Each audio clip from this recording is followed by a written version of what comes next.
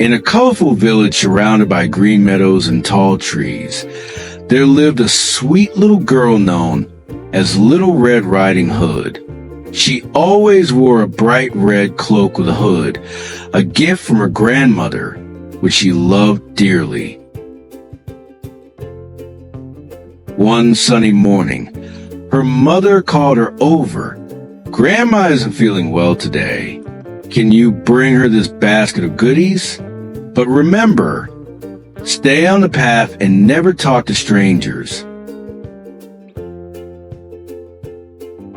With her basket in hand, Little Red Riding Hood set off through the village and into the woods, her red cloak fluttering behind her.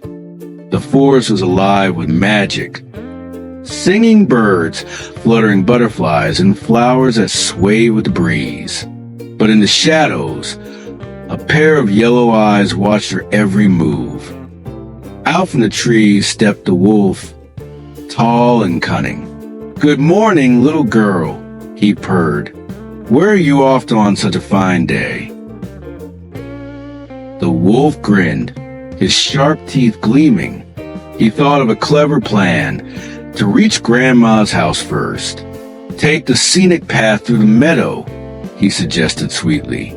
Little Red Riding Hood smiled and agreed. While Little Red Riding Hood admired flowers and chased butterflies, the cunning wolf raced down a hidden shortcut, his paws barely touching the ground. Soon, the wolf arrived at Grandma's quaint cottage, hidden among blooming flowers. He knocked gently on the door, disguising his voice. "It's me, Little Red Riding Hood."